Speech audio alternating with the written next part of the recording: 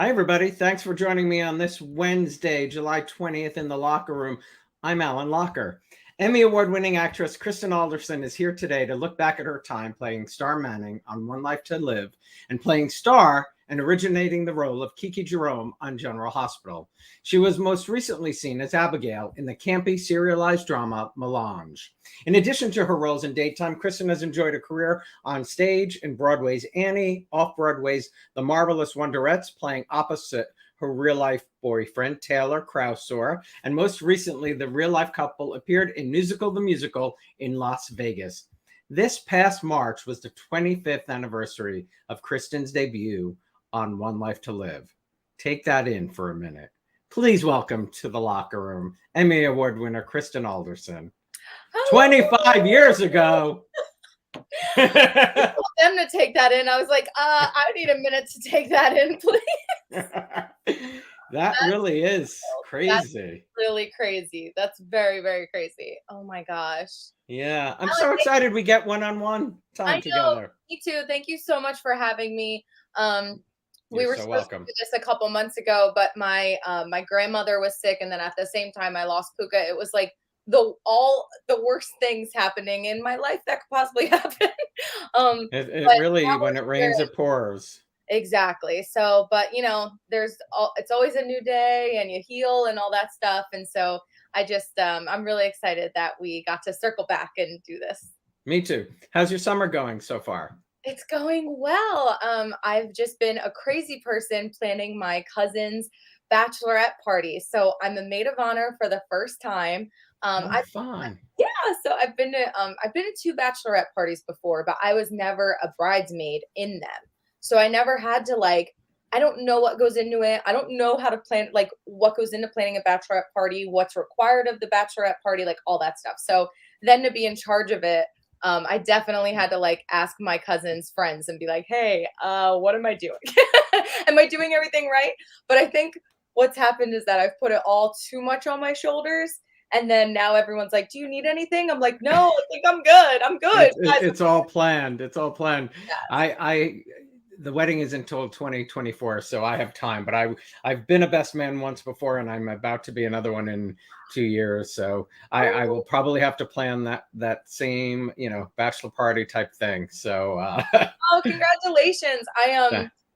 Oh my gosh, my cousin Colleen she was like a sister to me growing up, and she's that's awesome. younger than I am. Yeah, so her brother and my brother are a year apart, and then she and I are a year apart. So we really cool. Yeah, we grew up being so close. So our whole lives we've been like one day we'll be each other's maid of honor. And so for it to happen, when she asked me, I was hysterical crying.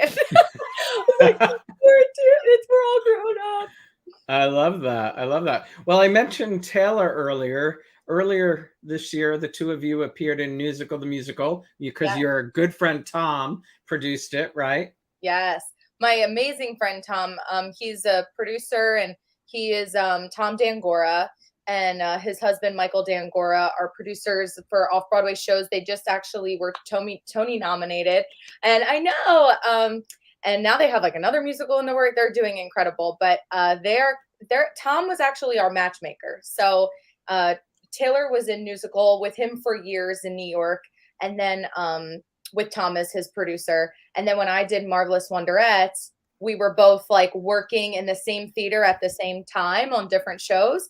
But he was dating someone, I was dating someone. We would see each other rarely. I probably met him 2-3 times. I'd be like, hi, how you doing?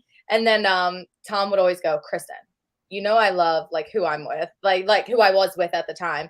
But Taylor would be perfect for you. And he would say the same thing to Taylor, I love her, but Kristen's your perfect match. And we're like, stop saying that. We don't know each other.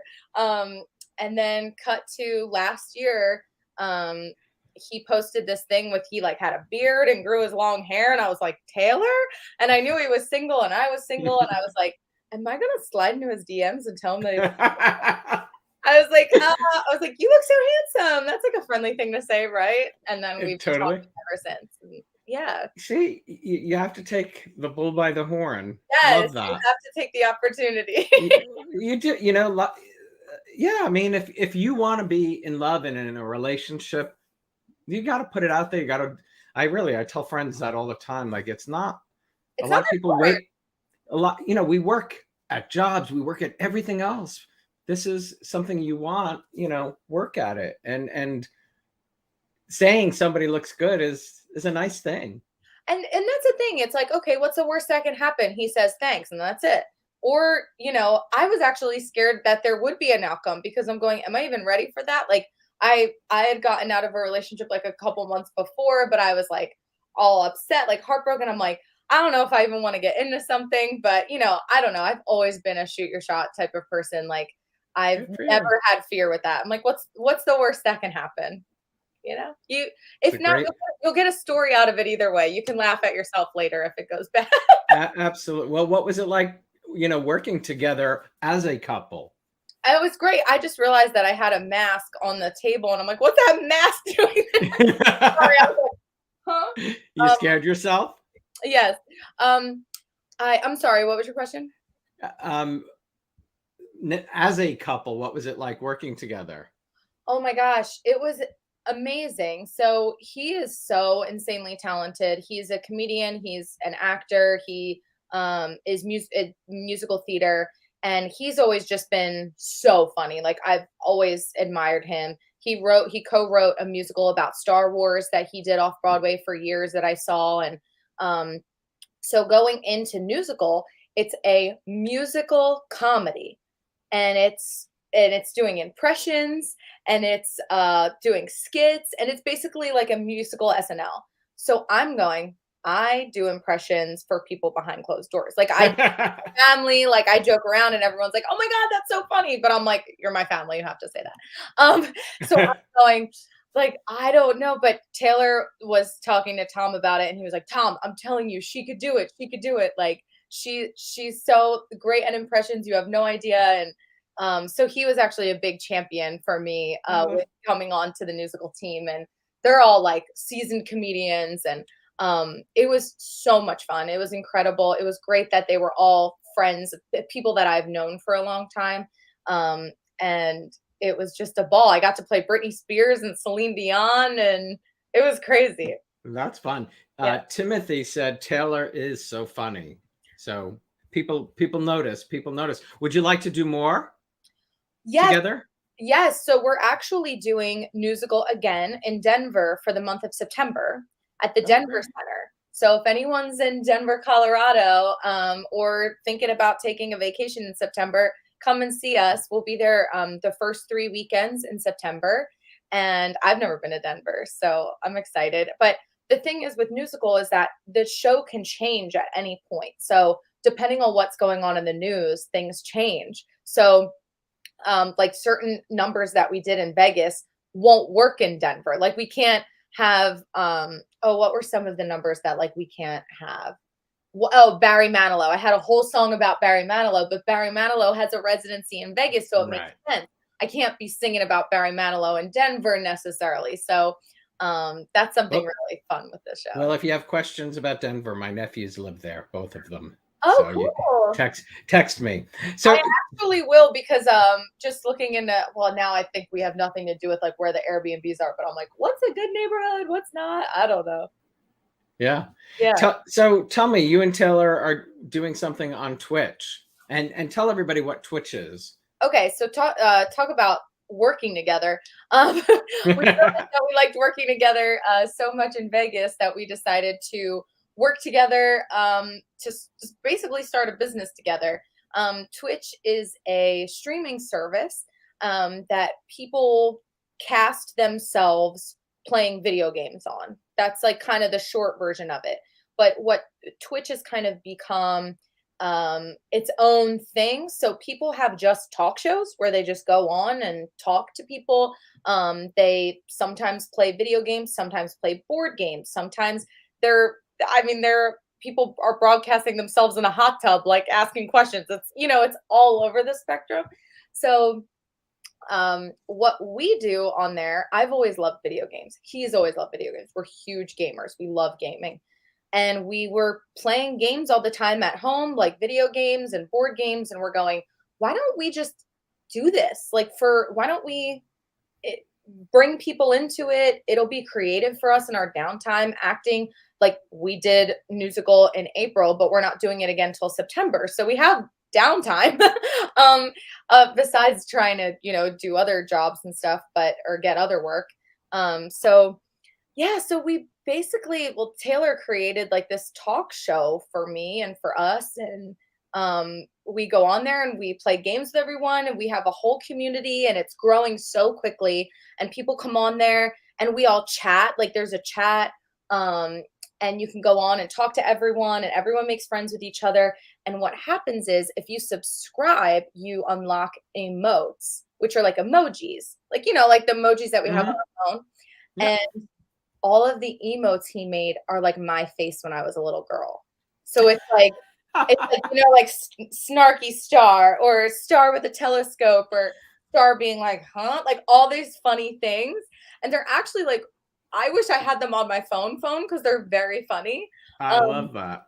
But yeah, so they unlock that, and every week we have different goals. So like this week was unlock an interview with Kristen and Kathy. So they unlocked that. So my mom and I are going to do like a little Q&A together on there.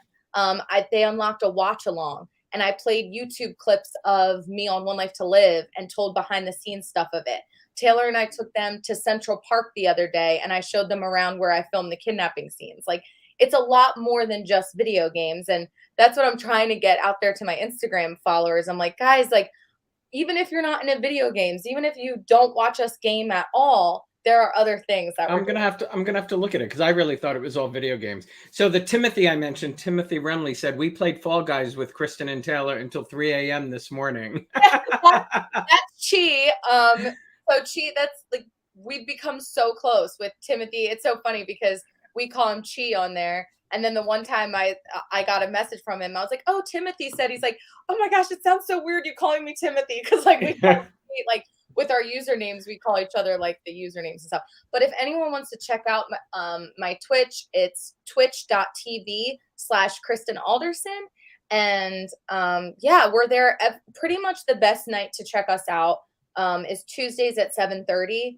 I wasn't there last night, so Taylor did a Taylor takeover. And then next Tuesday, I'm not there either, but I'll be there throughout. I'm just away for the bachelorette party, but it's a blast. Like, yeah, Alan, I'll have to send you clips and stuff. Like, yeah, I definitely, because I definitely heard of it. I've seen, people I follow talk about Twitch, but I knew they were gamers. So I'm not a gamer. I'm a TV person, I love TV, but I'm no gamer whatsoever. But so many of the Star Squad are watching us today. Yay, they're the Star Squad. And so a lot of people, okay, say you're not into video games, pretty much the first like hour that we're on there, we're just hanging out and talking and having a good time. Sometimes Taylor and I make like a funny video that we post to them. Like, we made that Lake Watch video that we posted on Instagram, which was like a Baywatch parody. So, it's like, it's a lot of fun. And then once we get into video games, you could always just be like, all right, I'll see you at the next one. But well, Dottie Huckle just said I have to check your Twitch out, so I definitely will. Yes. You mentioned your brother earlier. You and he are 3 years apart. What was it like for you having a little brother, and what's your relationship now as adults? I can't imagine not having a little brother. I can't imagine having a sister, actually, because I'm so, like, I've been so blessed with my brother. We are so close, and he's so sweet and incredible. And I don't know. I guess because we also were working a lot and we traveled a lot. So like when I did Annie, I was 5 and he was 2, and he was on tour with us. So he went everywhere with us then. And oh, wow. He's just been my best friend. And yeah, and then of course, like when he went through cancer and everything, that we were already so insanely close, but that brought us even closer. And so we just have this incredible bond. And I think also like having a younger brother brought me into video games and like that. Yeah, probably. Yeah. Because that's like all he was doing. So that's all I was doing. That's what we would do together. But yeah, I love him. He's the best. And how's he feeling? He's great. He's been cancer free for, knock on wood. I think it might be like 4 years or something this That's November. awesome. Thank And, God. September, yeah. and you told me, I mean, he went into law enforcement, right? Yes. So yes, he did. He's yeah. Okay. Yeah. That's all. But that's amazing, and thank him for his service. I will. It's so funny. Like my dad's a cop, my mom's a nurse, and at first, after he went through everything with cancer, he was interested in like EMT, like that side of it. Um, and so he really is like a mix between my mom and dad. So but he always was pulled to law enforcement. Always, like even when he was on One Life to Live, he was always with Bo Buchanan. I mean, his other father was a cop, so. Right. Yeah. Oh, so he just like was always pulled to that, loved watching cops, loved watching all that stuff. And I think he never felt settled until he was going to go down this avenue. So he's loving it. I started out as a page at ABC and worked with Kathy Lee Gifford and Frank Gifford. Oh, And after Frank passed away, I think it was possibly Hoda shared a story about, or either Kathy Lee or Hoda shared a story about the fact that Frank always, anytime he passed a police officer anywhere, airport, street, hotel, he would always say, "Thank you." oh, And I thought that was such an incredible lesson. Like, I've tried to do it when I see the National Guard in the train station, or the police officers. They're guarding while you and I are walking through New York City every day. right. And I've noticed, like, it's just they seem appreciative. And I know there's issues with cops here and there, but there are they are out there. There are great people risking There their are lives good cops for out there, yes. risking their lives for us, and for us to just say thank you doesn't take much. And that's the thing. I mean, especially, it's been tough. It's a very kind of scary thing to get into law enforcement in this day and age. And so I commend him like even more for being like, nope, this is like what I'm called to do, kind of thing. So Yeah, I'm proud of him. Oh, and he just that's got all. engaged. Like he's engaged. He's moving in with Sylvia, his fiance. That's been like boxes of stuff going out there. That's awesome. So you'll probably have another wedding soon. Yes, yeah. Well, I think right now they're overwhelmed with moving in. So they're like one thing at a time. Like they're very like, how some people, they get engaged and then people are like, so did you set a date? And then they get married and they're like, so when are you having a baby? They're the people that are going, chill, we just got engaged. One step at a time, please. One step at a time. Yeah. That's funny. So, Al Albert Showcase. Mm-hmm. How did you get involved? Oh my gosh. So I was 5 years old, or maybe, 5 or 4. And I was in dance class like any other kid would be, like I did jazz, tap, and not ballet. I wasn't good at ballet for some reason. I was like, nah, I'm not doing ballet. I think I did ballet 1 year later on. I was like, yeah. But jazz and tap, and our dance class went on to the Al Albert show, which was so famous in Philly at the time. And we were so excited. Like my family was all excited about it. And after we did our little dance, which was actually to the song New York, New York, our little tap number. It was like New York. Yeah. Dun, dun, dun, dun, dun. And they pulled me aside and they said, can you tell us a joke? And I said, sure. What time do you go to the dentist? 2:30. And then I came back and my mom said, who just pulled you aside? Who was that? Freaking out. And I said, no, they just asked me to tell them a joke. And she goes, do you know a joke? You don't know a joke. And I said, yeah, no, I know a joke. Aunt Claire taught me this joke. And she goes, oh my gosh, you did? Like, I didn't know you knew jokes. So then they asked me to be a teeny bopper on it, which is, for those who don't know Al Albert's, it was like a variety show in Philadelphia. And they had a segment where these little girls would be in these big fluffy dresses, full face makeup, and basically like little John Bonet like pageant girls and tell jokes. And so I did that for years. And then one time they said, we want Kristen to sing on it. I said, Mom, please, please, please, I want to do it. And she goes, Kristen, you don't know how to sing. When have you ever sang? I said, no, I sing Disney movies all the time, like just sing along to Disney movies all the time at home. And they said, look, like we'll send her to a vocal coach around here and to see if she has anything. If she wants to sing, see what she's got. And I sang the whole song of A Whole New World in front of my mom and the vocal coach. And my mom's going, who is that girl? It's just weird. You know, like people are just meant to do things. Yeah. What was there, you know, since your mom didn't necessarily know, but like, you know, when you watched Disney movies, did you always sing those songs, or was there something, you know, was it Aladdin that triggered it for you, or, you know, something like that? So Beauty and the Beast is my all-time favorite movie. I still to this day, I had a day where I was really, really missing Puka, and I was in Vegas, and it was just a really tough morning for me.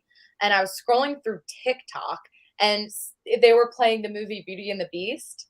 And I laid in bed just watching Beauty and the Beast. I'm like, I still love this movie. I was like, Puka sent it to me to make me feel better. I worked on the movie. What do you mean? I worked for Disney in the PR movie division. I worked on Beauty and the Beast and Aladdin and Little Mermaid. What? Well, Aladdin too. I was singing Aladdin and singing Little Mermaid. Yeah, I was very lucky. Right out of college, my first job was in the Disney movie division. Yeah, incredible. Pretty crazy, like especially because it was that Renaissance. Legendary.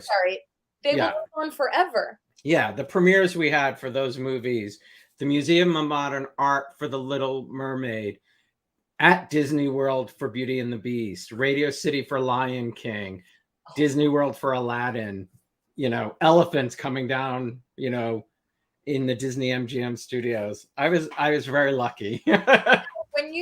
Did you realize how amazing it was at the time? Did you watch the movies and go, oh my God? Oh yeah. You know, I mean, that at the time Disney was releasing, first of all, I mean, it was the Renaissance of animation. Yeah. But they were also, it was during Jeffrey Katzenberg and Michael Eisner, and we were doing almost 60 movies a year. So if we knew we had a good movie, something like Little Mermaid and Beauty and the Beast and Aladdin, and I used to get to see some of them in pencil. We would show press people part of it in pencil first to get people excited about it. So I have Scar in my office, a drawing of Scar, and I have Little Mermaid in our basement.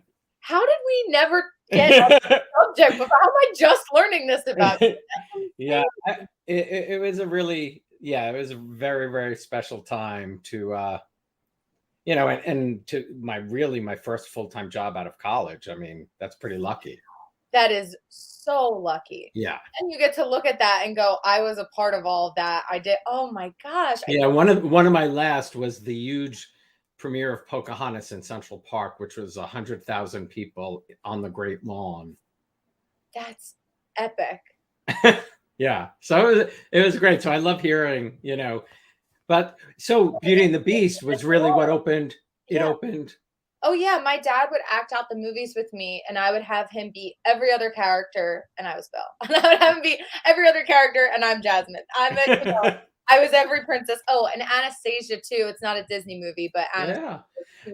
That's why I named my dog Puka, because the dog in Anastasia. So I was huge into musical animation, and I would always act it out and loved doing it. I loved pretending to be in that world. I would wake up some days and go, Mom, I'm not Kristen today. I'm Kimberly from Power Rangers. She's like, okay. I'm really curious now that you say all this, like there must be, you know, because there was a very long period where there weren't those Disney musical movies. So, you know, you had this thing to grow up with to really just attract you to the industry and to want to perform because of, every year Disney put out an animated movie. So you probably, your eyes are mind blown when you're watching them and hearing these people sing. And Oh yeah, yeah.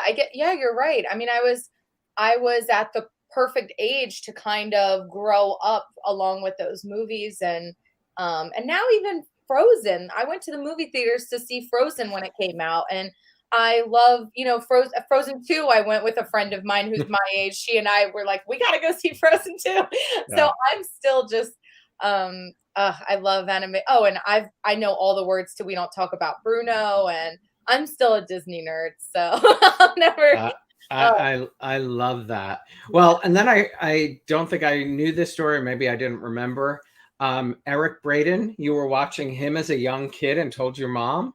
yes. So when I was fast forward from when I did Al Alberts, then I got the role of Molly and Annie on Broadway. I did that for 6 months on Broadway and 6 months on tour, and then then while we were on tour, my mom was a dedicated Young and the Restless fan. Watched it every single day. Watched Eric Braeden, Christian LeBlanc, Michelle Stratford, like all the Young and the Restless OGs. And I said to my mom, I said, Mom, I'm ready to go home. I'm going to do that. I'm going to be on. And she went, Kristen, oh, I'm ready to go home. She goes, I didn't want to go on this tour to begin. My mom almost turned down when I got Broadway. She did not want me to do it. She had a 2-year-old that she had to like bring with her everywhere too. And she goes, look, I will bring you home, but you're not getting on a soap opera. What are the odds of that? And yeah, oh, Eric Braeden. I don't know why. I mean, he was so old, even when not old. Oh my God, God forbid, that sounds so. No, but I mean, yes, from what age you were, yeah. Yeah, I was 6 years old, and I'm going, whoo, hot guy.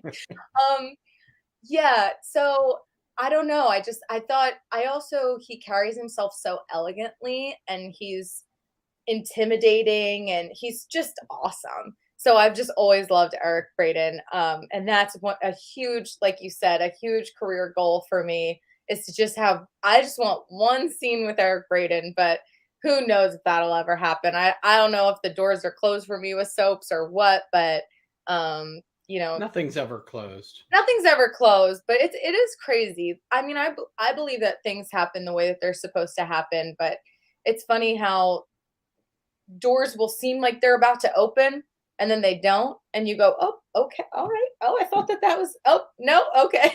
So you just have to wait your turn for when things are meant to happen. So who knows? Rad Rock says, let's get Kristen on Y&R. Well, the Star Squad needs to get her on Y&R. Yeah. And how from saying I want to do that did the audition for Star come up? A week after I got home from Annie. So you need to vocalize more what you want to do. I need to channel that young Kristen where I knew for some reason everything that was going to happen in my life. Yeah. It's crazy. But I guess I do have feelings like that as an adult where I go, oh, I want to do that now. But it'll just hit me randomly that I feel like that's where my life is supposed to take me. But yeah, I actually, I don't know if you know, but I auditioned for Summer for Young and the Restless.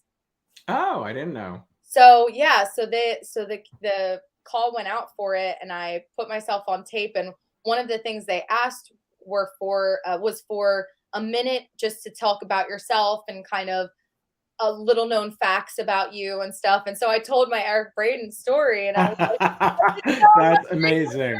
Eric Braeden. But yeah, they responded and they said, thank you so much, but we want someone that really looks like Hunter King as much as possible. So I said, okay, and it wasn't meant to happen. Wasn't the right. Yeah, it happens that, sometimes better characters, better parts, things like that. Or I'm just not supposed to be in LA right now, or whatever.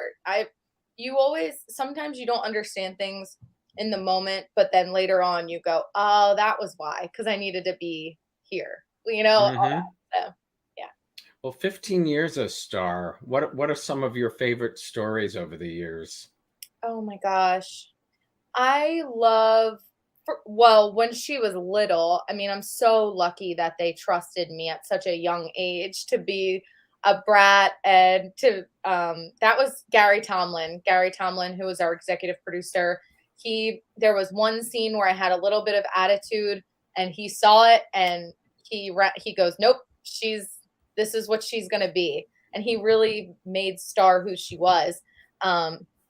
And I'm so grateful for that. Just watching back on the scenes, I don't feel like I can take credit for that little girl. I'm going, good for her. She was so freaking cool and awesome. But yeah, I'm very lucky for that time. And then I loved doing the Prom Night the Musical, both of the Prom Night the Musicals. I loved doing the pregnancy storyline was huge because I really connected with the fans during that time. Me and Lori Hogan, who's the publicist for One Life to Live. I love Lori. Oh, I love Lori too. I actually have to go get a martini with her in New York at some point soon.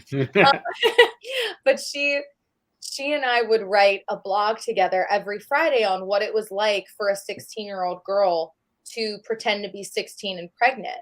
And it was so great to see so many people, read that blog and connect to it, and also realize that they needed to have a dialogue with their kids about safe sex and what could happen. And, because some people are afraid to talk to their kids, or some kids are afraid to talk to their parents, or, so it really was a great lesson for the fans and for me. And like, it was a great time.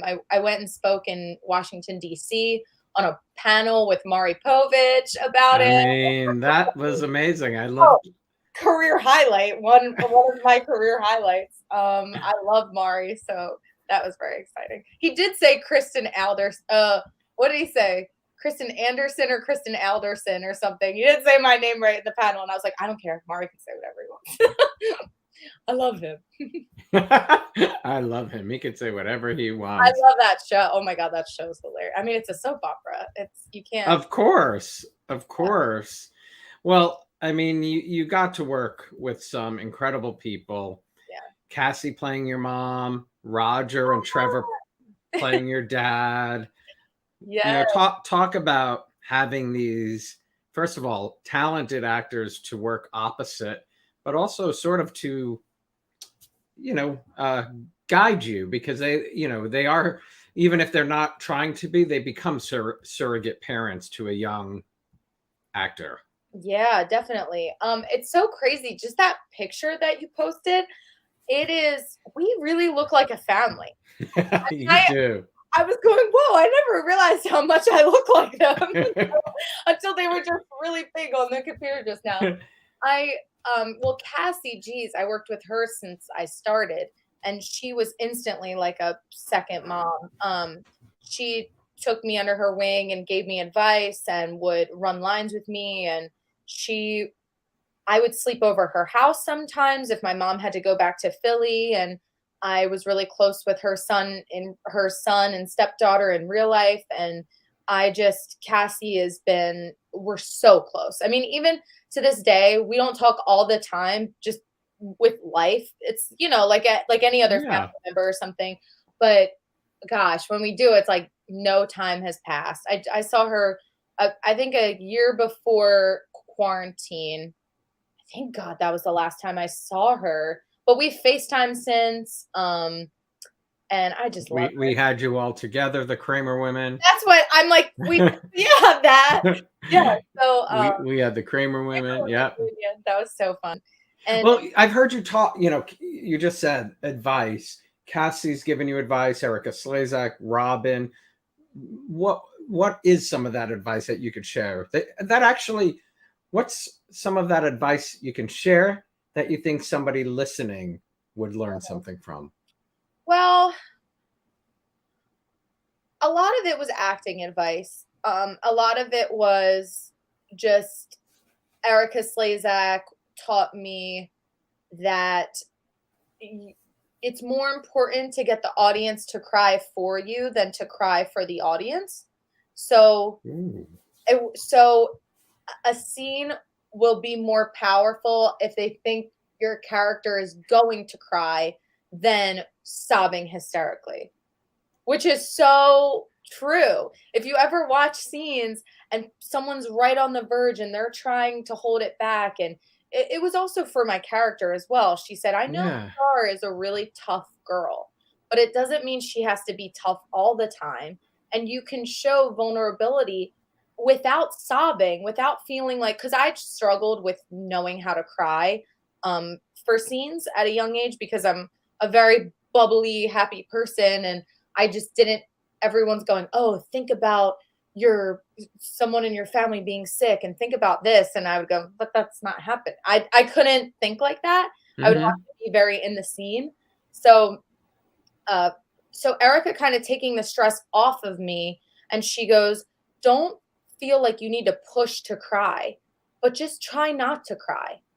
Try not to, but feel everything that you're saying, and you'll get there more than you think. And it's so, I love that advice. That is really, yeah, I love hearing you say that. Yeah. You know, curious, as you're talking, is there, and I don't know, I mean, you did so many episodes, but you know, you were learning as you were going, you know, you weren't trained. So you were trained by the people you were working with. Is there truly like a moment where you were in a scene or after you saw it air where you felt, wow, I understand it now, or something like I got it? I know that there was a point where I said, I don't think I have it anymore. Because I went from being the young bratty girl on the show, which was very cute for a young girl to be like that. Mm-hmm. And as I aged, it started to not be as cute anymore, because then you're just going, all right, this chick's just a teenage brat kind of thing. And so then how do you kind of make this character more likable? And also for me to get out of certain habits that I had when I was younger, or, you know, Cassie taught me, for instance, I started at an age going, well, what do you know? And leaning in and going, well, I don't want to do that like that. And she goes, hey, you're a little old for that. Like you will have more power in a scene by standing up straight and just with the sternness of your voice, getting your point across, because that is very juvenile little girl. This is more, I'm going to actually, like, you have power standing up straight. Yeah. That was a little trick too. So there were certain points where and then to Cassie, I was like, Cassie, I don't know how to cry.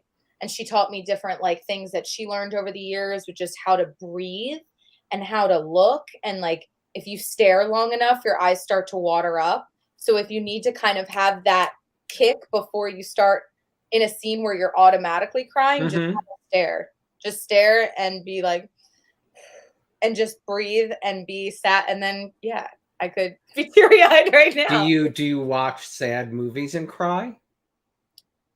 Yeah. Or are you just not, No, crier? I'm very emotional. I think at one point in my life, I was going through a lot of stuff. Like, I know just a lot of personal stuff when I was 18, and then I was doing the pregnancy storyline, and I was crying so much on camera that when I was off, it was very hard for me to be emotional. So even when things were really upsetting me, I went to my mom and I said, Mom, I'm kind of worried. I don't know if I'm losing my soul. I don't know what's going on, but I'm it wasn't that I wasn't empathetic. I was empathetic. There was a part of me that was like, no, you have to use this when you're at work. You can't use that at home, kind of thing. And so I had to kind of work on getting back in touch with myself and letting myself cry and not just letting Starr cry for me, kind of thing.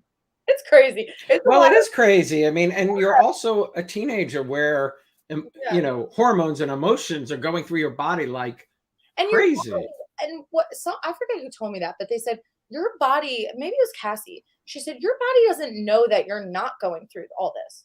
Your body doesn't know that your dad's not on death row. Like, your body doesn't know that you weren't kidnapped 3 times. Your body doesn't know that you didn't just lose a child. You are emoting that and going through all of those emotions. it's taxing on your body, just like it would be in real life. So that's also kind of crazy to think of all of the emotional things I've been through, not only as Kristen, but as Starr. Yeah. Yeah. DC's Soap Sanctuary asked, and I love this, how did you separate Starr Manning, the character, from Kristen Alderson, the person, since you started at such a young age? Well, it was easy at first because we were so different, because I'm always been like a goody girl, go with the rules kind of thing. Where Starr wasn't at all. She always pushed the boundaries and stuff. And then as I got older, Starr and Kristen became a little more alike. Starr had a little less, was a little more dry. So I kind of knew that Starr's reaction to something wouldn't be as "Wah!" as my reaction. So I did know the difference. Something that was really helpful to me when I had really emotional scenes was I was the biggest fan of the band The Killers, you know, like Oh, with okay, Brandon yeah. Flowers and everything. And I would listen to this song called Only the Young, which was a song that Brandon Flowers came out with, who's the lead singer of The Killers. He had a solo album. And for some reason, that song just felt like me. And so if I had scenes where I was crying and stuff and super emotional about what was going on in Starr's life, because I never pulled from my own emotions, I always just felt whatever she was feeling like I felt like they were my parents. I felt like all of that. I would just go back into my dressing room and listen to that song. And by the end of it, it gets kind of happier and happier. And then I was like, okay, I'm me again. That's awesome. Yeah. So Yeah, whatever it worked, you found something that worked for you. Yeah, I got one of my biggest things throughout life was I want to meet Brandon Flowers, and I finally did get to meet him, and I told him that story, so that was cool. I was like, Oh, that's "Hey, awesome. just so you know, I know I only have like 5 seconds to talk to you, but but Sometimes you have to tell. yeah." You do have to share the absolutely. I was like, "Huh? Soap opera? What? You're an actor? Huh? Okay, cool, thanks."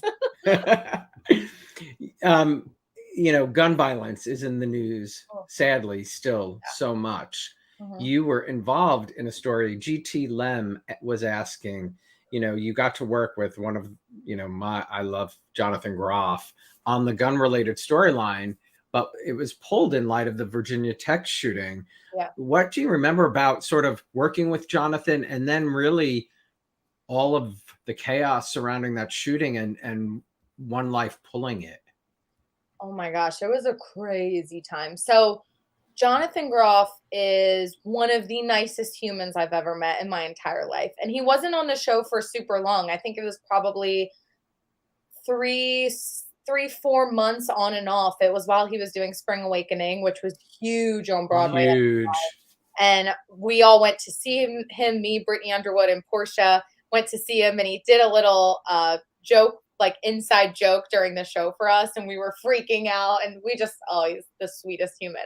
So, and he's funny too. I don't know if people know that, but he just had us rolling all the time. Like in the dry rehearsal room, he in the scenes where he did have the gun, which is not funny at all, and it's not anything to joke about, but he would be like, "It's getting hot in here," and we're like, "No, don't pull me!" Like, he kept it very light. It was tough scenes to film, but he tried to keep it as light as possible, and then would just in the blink of an eye Oh, I turn bet. it on. And it is a shame that people didn't get to see that, because his acting, what we all were, just our jaws were on the floor. It was riveting.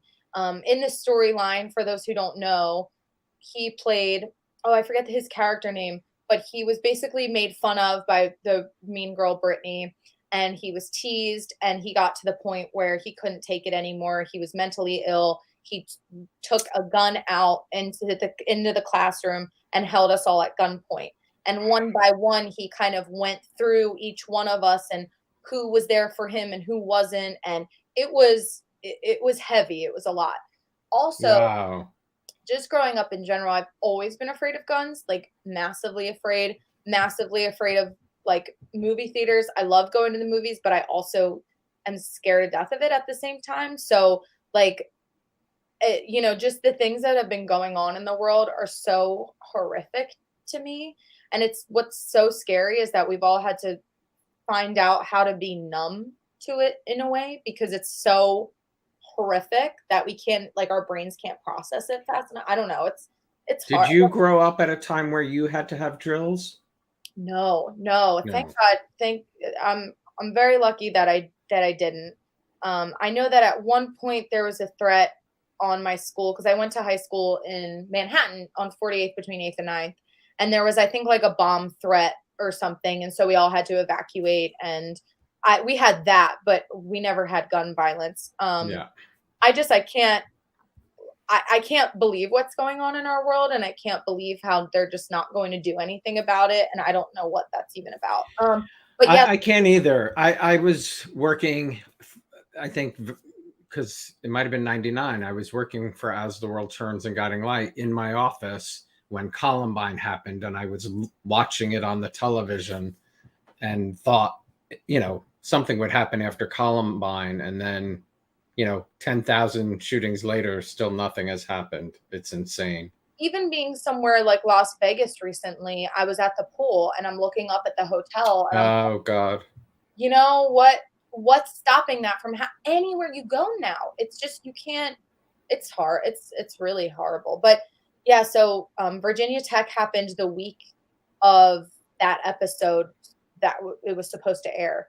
And obviously ABC pulled it, and we were not going to air something that, it was creepy that happened in the same time period.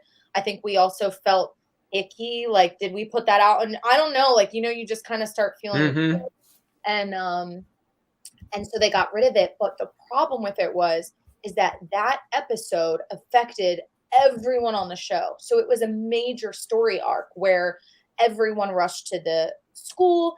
It affected John and Natalie. It affected Vicky. It affected everyone. So now they have a week to change that storyline and change all of the aftermath from that. And with soaps, we recap everything 5 billion times. So we have had filmed so many things of going, can you believe what happened at the school with this? And all that had to be gone. So we were filming, oh my God, we were there from 7 a.m. till 1 in the morning. And then we're doing it all over again for a week straight. And we had scripts the size of this, all of us, Jonathan included, which ended up being the storyline where Jonathan just kidnapped us in a car and he was taking drugs in a car or something. But yeah, it really was a crazy time and really like grueling schedule wise for us to, and yeah, it was crazy, but just terrible. It's so, ugh. Yeah, awful. Robin Strasser, who you just saw, just visited with her. Talk about your beautiful friendship with her. Oh my gosh. Yes, my boyfriend Taylor met her. Was it the first time? Yes, it was the first time. Did she approve?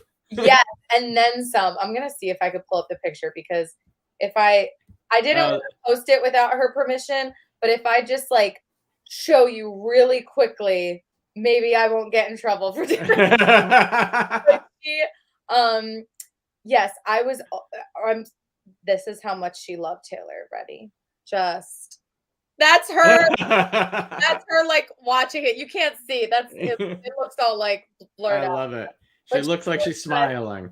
Oh, in love. It was so cute. So, yes, she loved him, and that's the first guy that I've ever dated that she's approved of. So she's not just like Dorian, but she is an aunt like Dorian, and she will be like, no, don't think so. So I knew that she would love him, but that's awesome. What made you two connect? Was there something that sparked it? Well, I think like over the years, she would bring her little dog to the studio, Bizu, and I would always go in. It was a little white Maltese, and I would go in and play. Obviously, like as a little girl, it's something fun to do at the studio, so I would always go in and play with her little puppy. And then over the years, I think one time she said, Kristen, I want to take you out. I want you to see this movie, not the Princess and the Whale. Was it this whale movie? This whale, Girl and the Whale or something. It was a movie. And she had already seen it. And she goes, this young actress is so great. Like, I think you should watch, it's great. So we went and she was sobbing in the movie theater. And I remember being like, oh my God. Like, she just has always felt like a family member, just like everyone at One Life to Live did. But, and then what really, really brought us close, we were always close throughout the years, but when I did Marvelous Wonderettes, she lives in New York and I needed a place to stay. She offered me to stay at her place on Wednesday nights with her. And we just had the time of our lives. And that was for like 6 months where I was there like every Wednesday night. And she's just the most wonderful, generous, sweet person. My mom and I have traveled to she had a house in Cleveland at one point. My mom and I went to go see her there. Like, we're just family. She moved here. She moved 45 minutes away from me. But it was unfortunately right at the pandemic. Yeah, and I remember. Yeah. And so it was, of course, she moved then. And then we were never able to go over because we didn't want her to get sick or either of us. So, but yeah, so she's in New York again now. And I love her to death. She's family. And Taylor, when he goes, oh my gosh, I totally get your connect. You guys are just family. She's family. He goes, I feel like she's family. And I met her once. She's just has that warm energy and I just love her. And we have a very funny dynamic too. I take her to movies and she tells me that she loves them. And then she told Taylor she didn't actually like any of the movies I took her to. She was like, I had to tell you that, Kristen. I was like, you loved that movie. We had so much fun. She's like, I had fun with you, but I don't know about the movie. I'm like, Robin. I just thought of this. Did you get to spend much time with Jerry Verdorn? Yeah. Oh my gosh. So sad about him passing. He was such a kind person. You've met and spoke with him. Yeah, he was a good friend. And a great actor. Oh, an incredible actor, and just honestly one of the kindest humans to every single person. He had those bowling events that we would go to in New York to raise money for cancer, and he's just such a giving, wonderful person. I was sad. We've been doing it virtually, his event every year since the pandemic, and we're doing it October 9th they switched the charity to autism, and we are starting a Jerry Verdorn scholarship as well. So October 9th we'll announce it, but we're going to do something with Guiding Light and One Life to Live folks to stop by. So I will be in touch about it. When Frank, was it Frank who called to bring you over as Starr to General Hospital? Mm-hmm. Yeah. So it was, I think it was the last month that we were filming, somewhere in there. My timeline is kind of off with it, but I'm pretty sure this is how it went. He pulled me into his office and he was like, hey, I just want to talk to you about something, get your opinion. He goes, I think I might be the new executive producer of General Hospital after this. And I was like, what? Congratulations. All happy for him. And he goes, yeah. He goes, would you want to come with me? I know you're moving, because I had already been planning on moving out there with my mom and brother. And I said, yeah. And he goes, okay, I'm thinking you, Michael Easton, and Trevor, not Trevor, and Roger. He's like, I'll let you know though. I'll let you know. I was like, okay. So I was excited, but I wasn't getting my hopes up because I'm going, all right, he still needs to become executive producer. He still needs to find out whether he can do that or not. And then when I moved out to LA a week after getting there, he was like, you ready? You have a costume fitting. I was like, freaking out. Because General Hospital was the cool kid soap to me. I mean, this is how it always felt to me. All my children felt like the skinny, glamorous show where everyone was super perfect and glamour and soap kind of. And then One Life to Live was real people. Like you saw people that you would see on the street, the family, Mm-hmm. just real. And then Mm-hmm. General Hospital was like mobster, cool people in leather jackets. And I was going, whoa, like I don't know if It was like Grease of soap opera. and I love Grease. Grease was another huge, huge. Me too. Me too. So, and then my boyfriend Taylor was actually a huge Grease fan growing up too. He said that he had his mom buy him a leather jacket that he wore to school. It's so cute. I'm like, oh my gosh, he's my Danny Zuko. Anyway, He's my Danny's. Yeah. So, yeah, it is. Oh my gosh, I forgot where I was going with that. Just getting the opportunity to do GH, but then Yes. due to the rights, they couldn't keep Starr, the character of Starr. Yeah. But they created Kiki Jerome. and you know, to go from Cassie DePaiva as your mom to Maura West, my dear. Oh my gosh. Oh, that's a great picture of us. Wow. Stephen Bergman. I love that. Stephen Bergman. What was it like to work opposite Maura? Well, geez, I was so excited when I found out she was going to be my mom because I recognized her. She had won a million Emmys before that. That's that woman that's always winning Emmys. So I was very excited and intimidated that I was going to be working with her, especially going into a new character for me was intimidating and nerve-wracking. And then to be working with a soap legend, I'm going, oh my gosh. So, but she was lovely and awesome. And she's just so badass. That's a badass. That's right? Perfect description. She's a badass. Yep. I just, yeah. But I mean, you know, it is incredible. You know, you think of everybody you've worked with, you know, starting at age 6, but you know, Cassie as your mom, and you're just really blessed to have that breadth of talent to, you know, because you are, you know, when we're that age, we absorb everything, and even when you still, you know, got to play Kiki, you're still young and, you know, learning. Yeah. You know.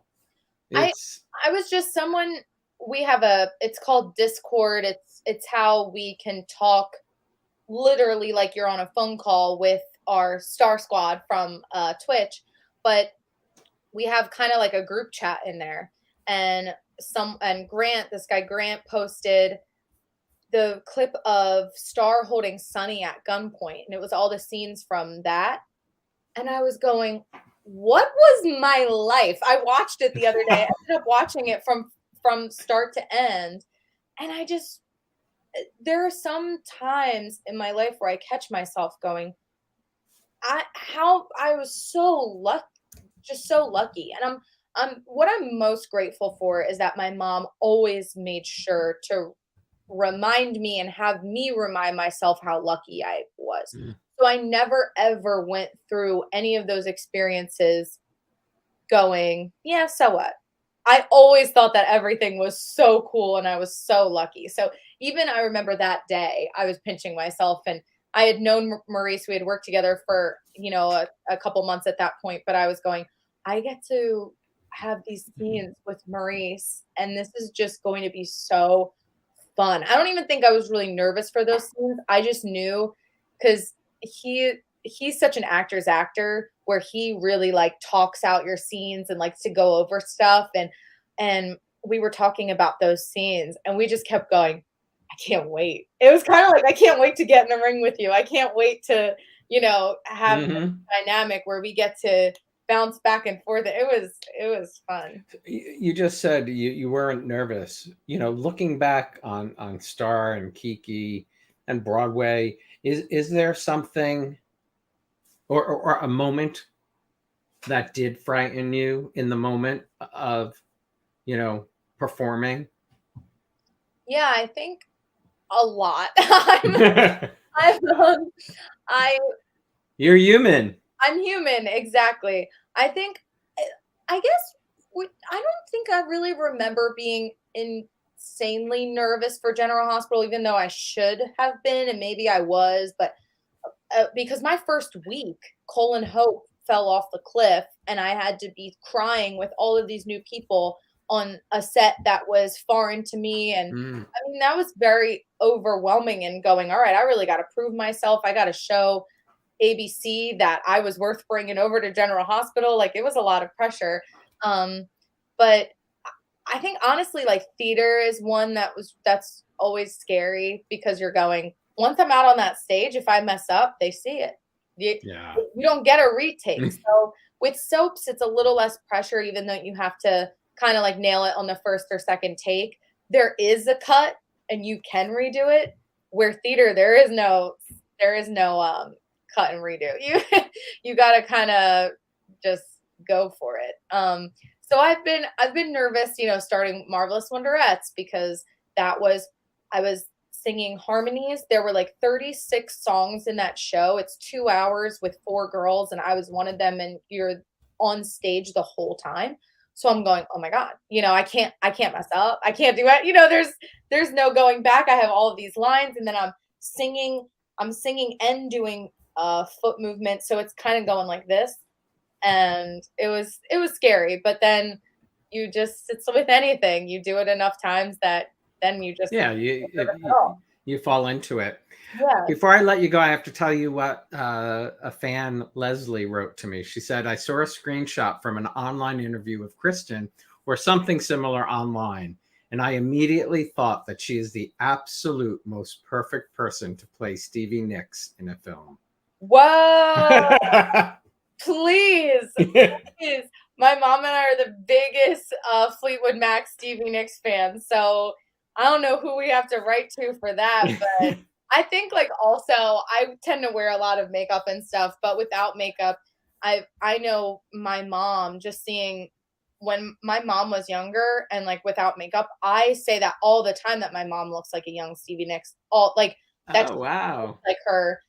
So I definitely get that from my mom, but I've never heard me looking like her. So that's awesome. You're on board. You're on board. Sign me up. I'm on board. Yes.